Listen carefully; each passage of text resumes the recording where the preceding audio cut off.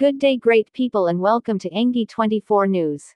Sit tight, subscribe to Engi 24 News as we unveil new and interesting developments in the landscape of Nigeria politics in a moment for your watching pleasure.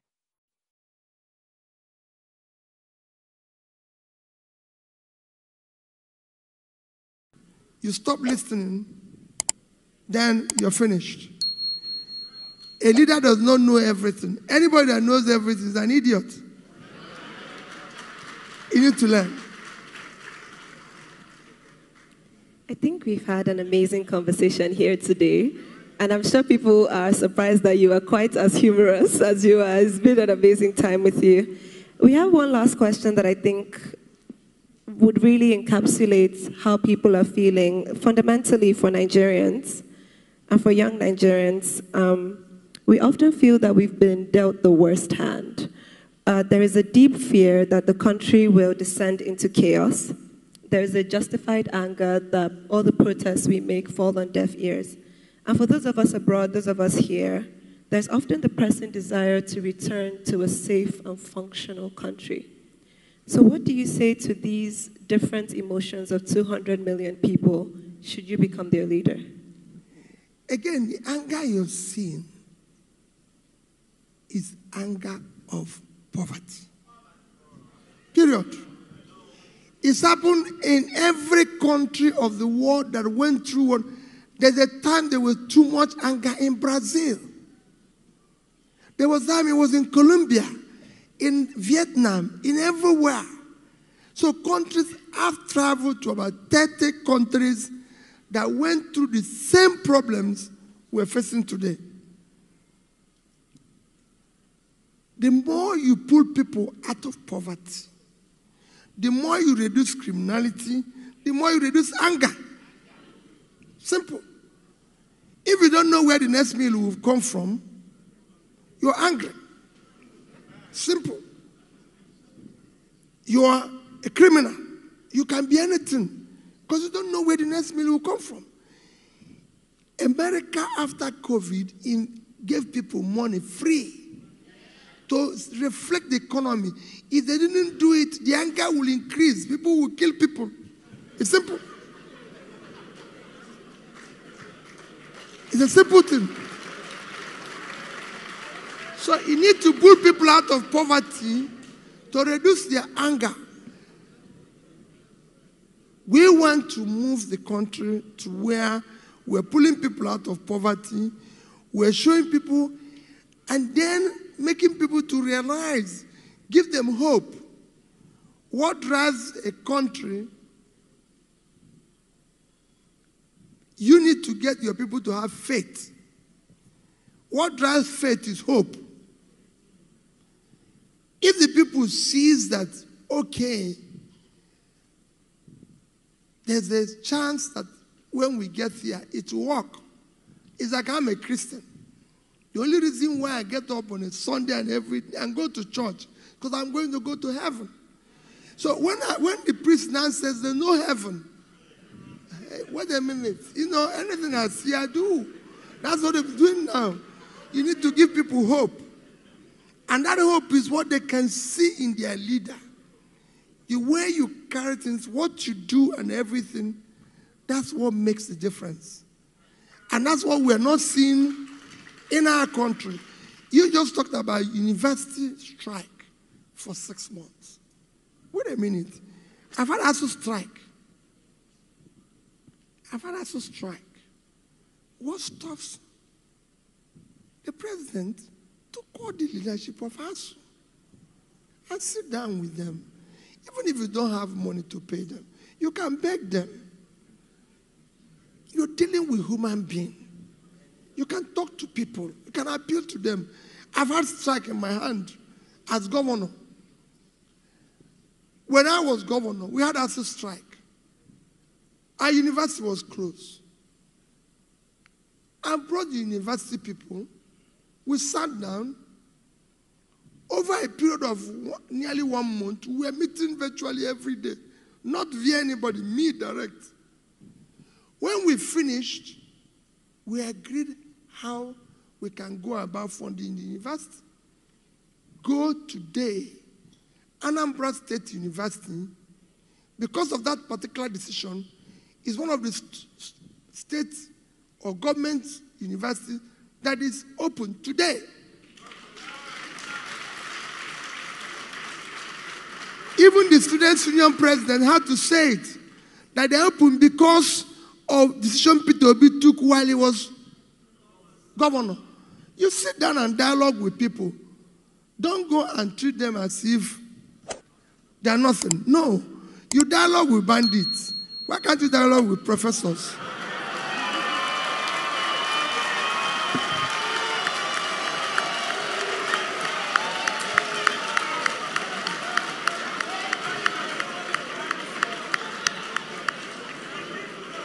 Mr. Obi, thank you so much to our wonderful moderators and to you. We are going to take some more questions from the audience now. Okay. If you're ready.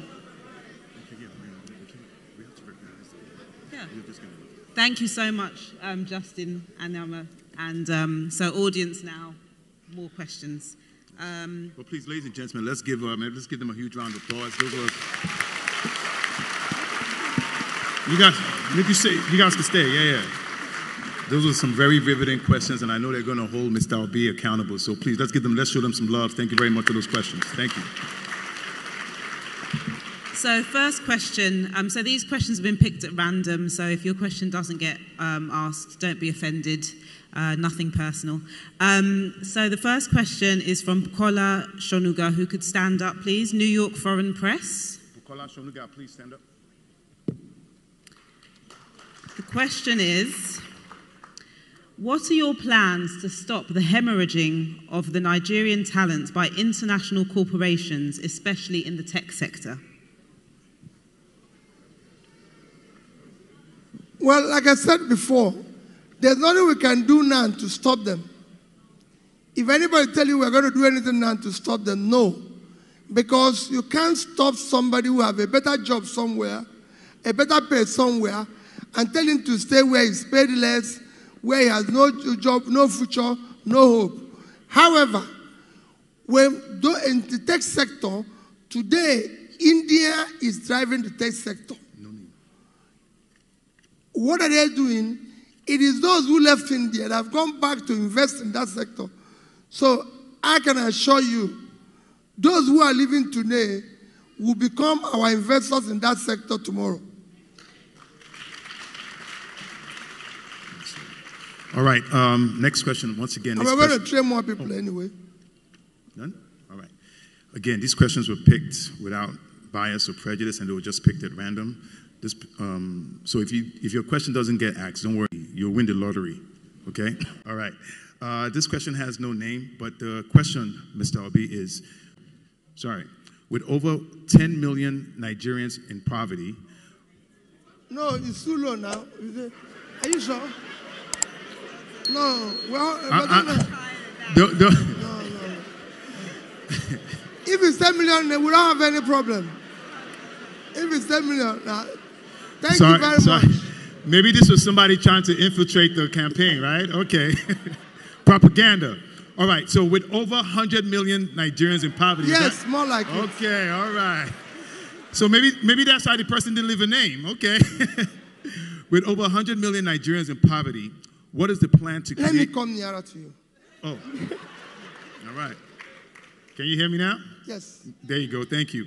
With over 100 million Nigerians in poverty, what is the plan to create national social service agency programs to help those who may not immediately benefit from your economical development plan? We don't have such plan. It will be difficult to have such plan because you don't have the resources to have such plan. However, China, between year 2000 and year 2015, by strict implementation of Millennium Development Goals, was able to pull 439 million people out of poverty. India pulled 269 people out of poverty, and Vietnam did over 50 million. What they did is not rocket science. It's for us to do the same thing. They invested in the critical areas of development. And that created massive jobs within that period. So if you know what people do that got them or makes them better, do it. It is not anything. Don't create your own paradigm and think you're going to be different. We will do what other people are doing. That's what we're going to do. And we will put people as quickly as we can out of poverty. Thank you. Next question is from Chinwude Nwana, Columbia SIPA. The question is, how do you plan to unify the nation given the increasingly polarized national environment? Every nation is polarized. I've said it before, including America. The unifying them is for you to be a leader of all. Be tolerant, be understanding, dialogue, talk, show love, everything. You must, because you're a leader. A leader must be able to bring people together. And I can show you, if there's anywhere you can bring unity and everything, it's in Nigeria. Always make decisions based on justice, be fair to all, explain where there's difficulty, try to talk to the people. Don't just think that you can treat people anyhow and allow and expect them to keep quiet. No.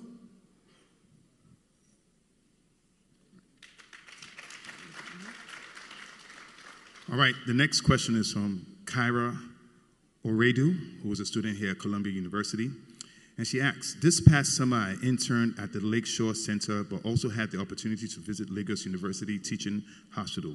And I noticed a huge discrepancy between the private and public institutions with regards to health resources and quality. How do you plan to address this disparity?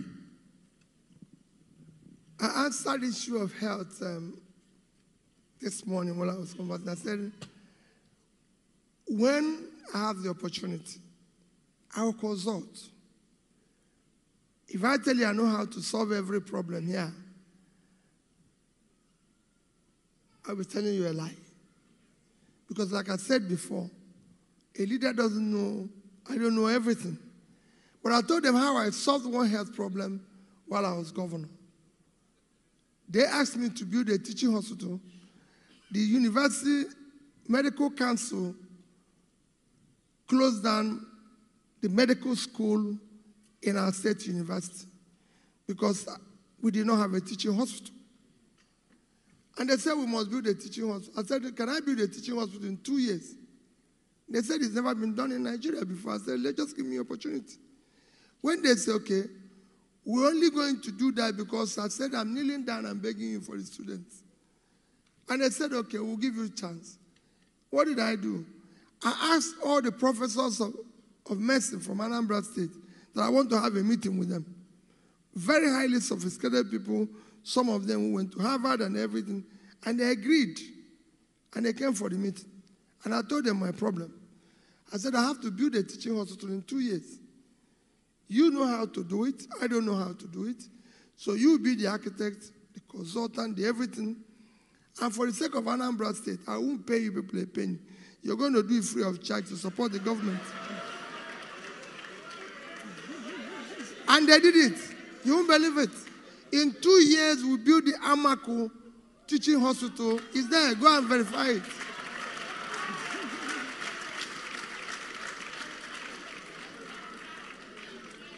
So the next question from Fumi is on corruption. Corruption is the biggest problem facing Nigeria. How do you plan to tackle it, not just at the federal level, but at the state and the grassroots level?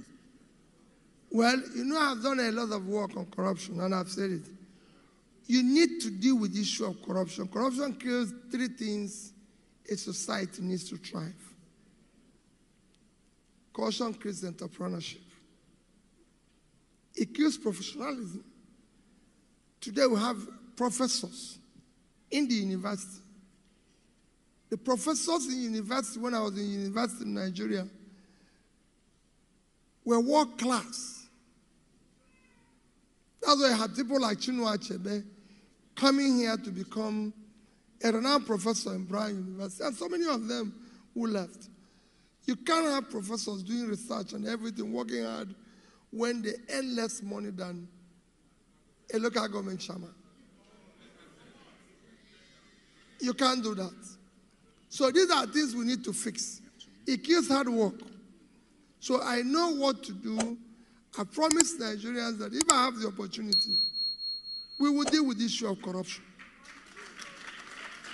I've done it at the level.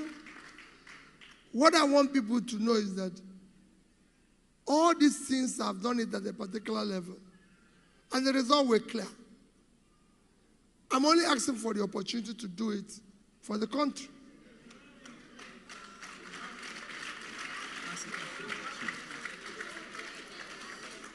All right, the next one is from Odinaka Ezilbili. Please, if you're here, can you stand up? Odinaka, can we recognize you? She was with Columbia, or he or she is with Columbia SIPA. Are you here? She. Please, let's give her a round of applause. Thank you very much. And she asks, given Nigeria's debt level, are you considering using debt for climate swaps as a debt restructuring strategy? Consequently, what's your energy transition plan for Nigeria? How will you invest in the power and avoid stranded assets? Thank you. I probably need to consult you about this debt swap. Well, quite frankly, when it comes to the issue of debt, I said Nigerian debt is not as bad as most countries are. But it is very bad because we borrowed for consumption. There's anything wrong with borrowing. What is wrong about borrowing is what you borrowed it for. If you borrow for consumption, you're in a mess. If you go for production and investment, good. America as a country today owes over 80% of its GDP as debt. Here. In fact, soon it will be 100%. Debt. And this is the biggest economy in the world, 23 trillion. Yet their debt is huge. The second biggest economy, China, owes over about 50-60% of their GDP in debt. The third biggest economy, Japan, owes 230% of its debt as its GDP. So 230% of it. So you can see everybody is, all the Western world countries, all the G7 countries are at least owing over 50% of their GDP. So there's nothing wrong in debt. Same thing for business and everything. But Japan, everybody knows that, use their resources to keep its economy going. Like America used it to keep its economy going. And Japan today owes the highest amount of US treasuries. So he is owing, she is owing.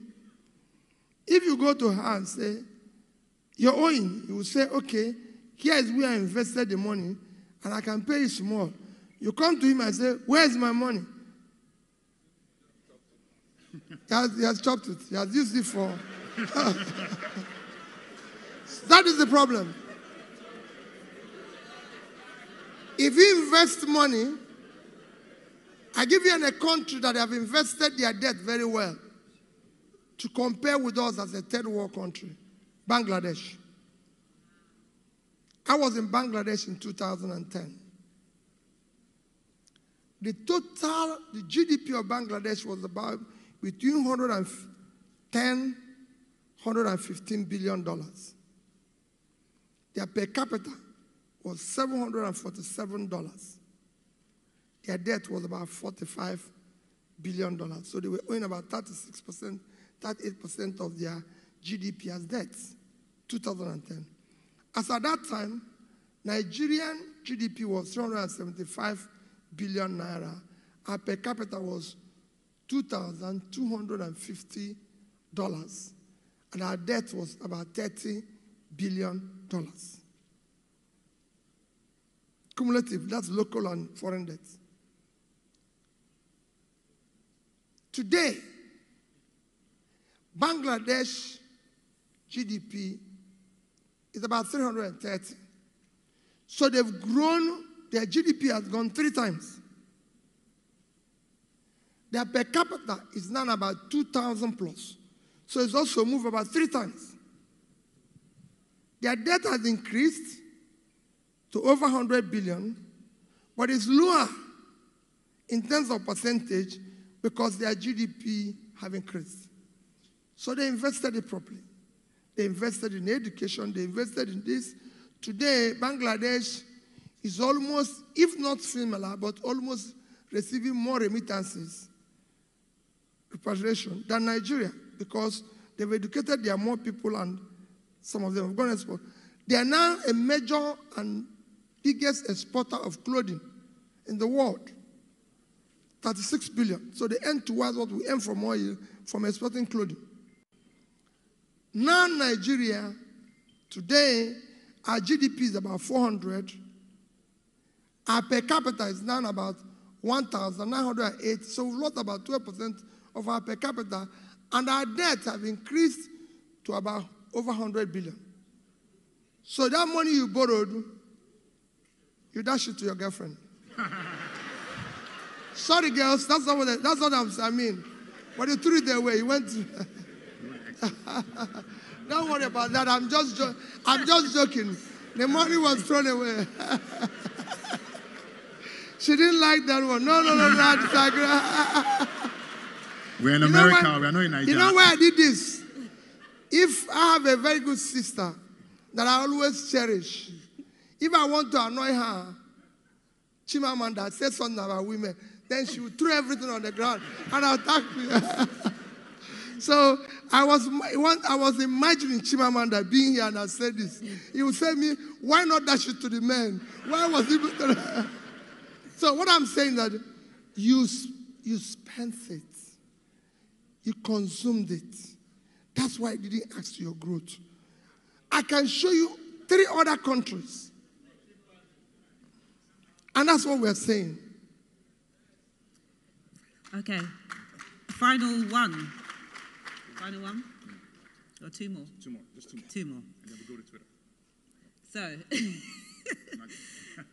somebody who's anonymous says, please tell me, Mr. Obi, you do not have a political backbone as your presidency. If elected, are you going to be bogged down in the legislature as your party does not have elected representatives and senators? No, it's not true. What do you have to say about this? Don't worry yourself. Whoever said it. What we're going to do, let me tell you.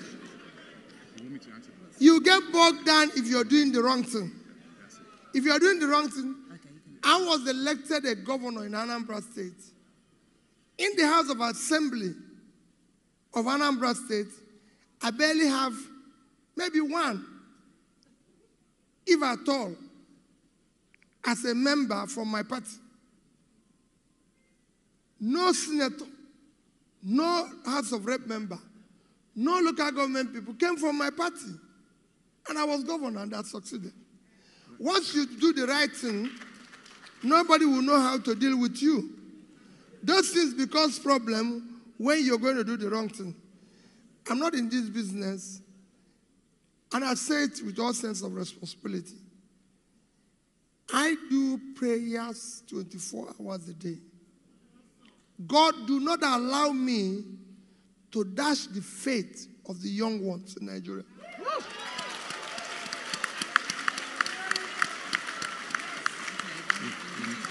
I must bequeath them. If I have the opportunity, I must bequeath the young ones in Nigeria a better society. Yes. No. Thank you. So we have one more question, but unfortunately, it's going to be kind of threefold. So the first one is, what were your fondest memories from your time at Columbia Business School? Also, Dennis Imoka wants to know, what's your number one priority for your first 100 days in office? And the last one is from the Save Nigeria Group USA, Stephen Osemoje.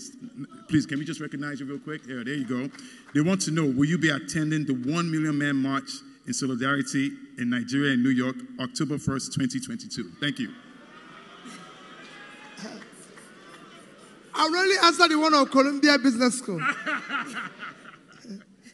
You know, Columbia was one of those early business schools that I attended. That was in the 90s, in the early 90s. And it was a Columbia Business School that I learned that when you serve food, it is more expensive than when you have a buffet. So you pay for the service. So I had a friend who somebody gave us what I consider little or nothing in the plate. And he said, we're going to pay. And I said, suppose if we go to take the food out, he said, we won't pay. I said, so this food is all over the place. I said, well, I don't forget that. Because I thought in my own place, the other one is more expensive than when you're served. Because this is a la carte. This one is a buffet. But, you know, but it was a very good, interesting place to be. You know, I wish I would come back again to be part of it. And I wish all the students, it's a fantastic place to be. And of course, it's a good name to have as you pass through it. You know, it's one of those places that I cherish, that I pass through, even if it's for one day.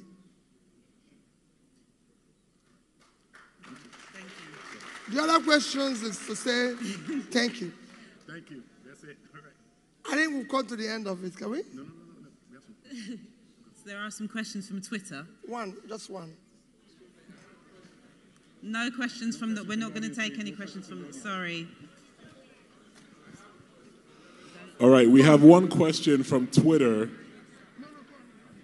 And he says... Julius, answer, carry on. We're listening.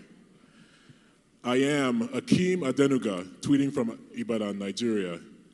Sir, I would like to ask you, what do you think about the Green Energy Initiative the current APC administration signed Nigeria up to, considering your policies intend to pursue aggressive production and industrialization? I didn't understand you. Can you help me? Sure. This is a question from Akeem Adenuga. He's tweeting from Ibadan in Nigeria. And what he's asking is, I would like to ask, what do you think about the Green Energy Initiative that has been administered by the APC administration, considering your policies to pursue aggressive production and industrialization in Nigeria? Quite frankly, you know, there has been a lot of talk about green energy and climate change and everything.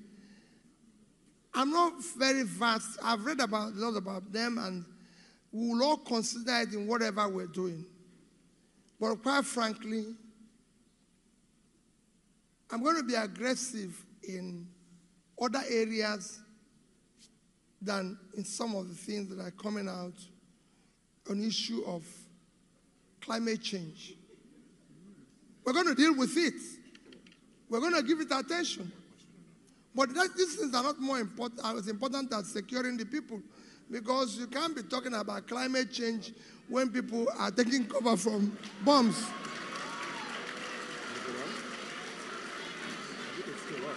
Huh? I might be wrong, but huh?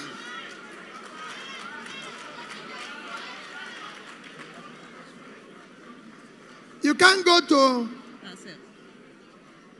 to Afghanistan or Somalia and be talking about climate change.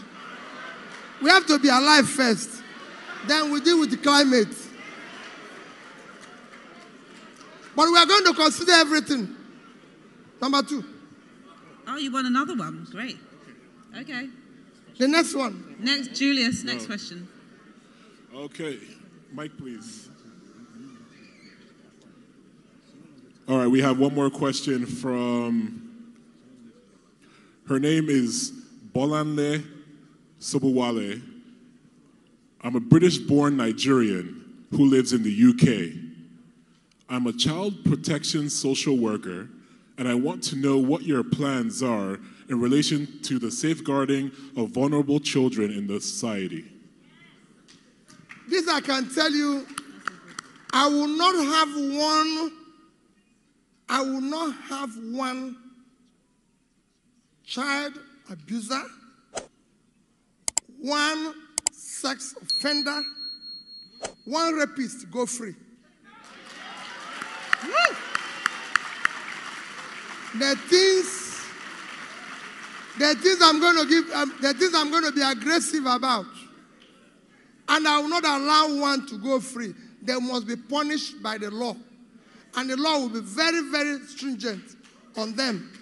This is not allowed, you know, because it's important for the society. Number 3. Someone wants to know about diaspora voting. Somebody wants to know about diaspora voting. 2023 is the last time Nigerian diaspora will not vote.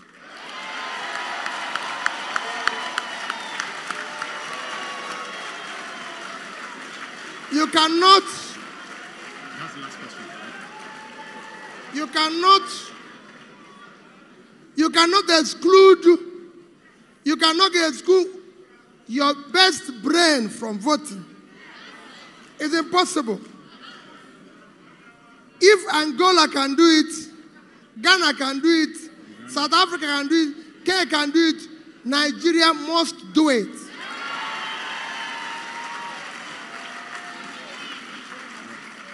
Next one. Thank you. Now we've dealt with the issue of all the questions. I know there's people here who want desperate to ask. And if you look at it, we've covered virtually everything. I don't think there's still anything remaining. Do you still think there's anything remaining? I'm sure there's not. He's spoken about security. We've done everything. We will deal with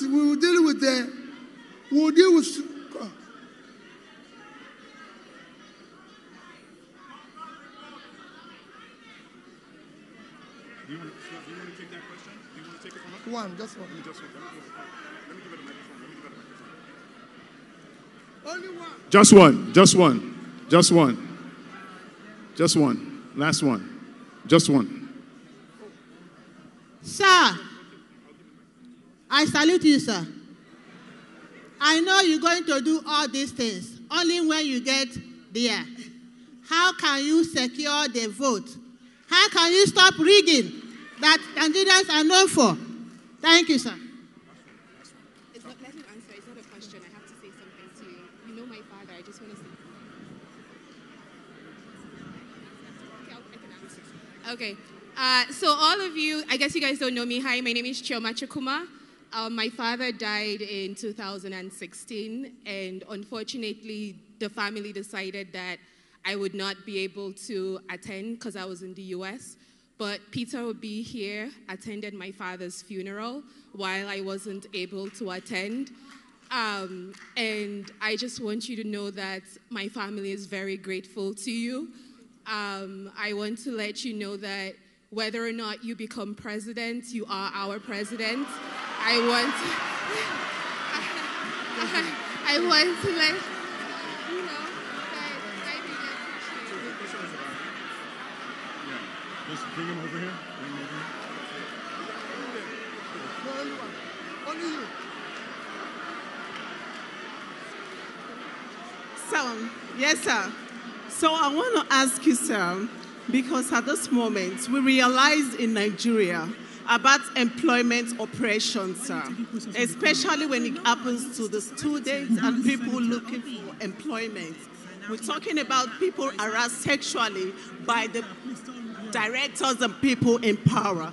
That is why I need you to come up with something to stop this, especially with a training that we give them sexual training certificate. Okay, we have stopped. Okay. Let me assure you people. And that's the last question. Let me assure all that in my concluding remark, I thank my sister that came out to talk about the father. Thank you. But rest assured, these are things I do. And like I said, we all have to care about each other. And when someone was talking about people who are being exploited because they are looking for a job, some of you should know, before I became governor, I was chairman of a bank. I was a director in two. I was actually a director. I've been a director in about nearly 10 quoted companies, and I've been chairman of Securities and Exchange Commission of Nigeria. So I had a background, and all these are the things we were trying to stop. So be rest assured that I'm committed to all this, and I assure you people, right now I'm running to go to the airport, to travel to the next place, in all this. But let me appeal. In all this we did today, even when you cannot vote, it could be a strong voter support, advocacy, because those people you are sending money to are voters. Those people who are not sick that you're sending money to, those your parents that are working hard to be able to pay your school fees, this is the time to tell them that it's something nice will happen. So it is important that you know that you have to do the right things. I'm looking at my sisters there. They didn't tell me they were here. I've got two wonderful sisters there. When you talk about Dora Akunyele, I have two of our daughters there. They are wonderful people. Their mother is my sister. So it's important that they know that what we are doing is the right thing. We cannot continue to do this. The country cannot continue to go the way it's going today. We must stop it. Your country is collapsing. It's going down every day. We are now among the most terrorized countries of the world. We are now among the kidnapping capitals of the world. We are now we have the highest out of school children. We have overtaken India in infant mortality. The list can go on and on and on. It is you that will stop it. The reason why we have all these problems is cumulative effect of leadership failure over the years. And this is the time to stop it. So 2023 election will not be about tribe. No. Don't vote for me because I'm from Southeast, I'm an Igbo man. It will not be about religion. If you go to the north, it is not safe. They don't buy bread cheaper. Yet the northerner is there. It is not about religion. The northerners don't buy bread cheaper. The Muslims or Christians, nobody buys bread cheaper. Nobody have uninterrupted resistance. So it should not be about religion.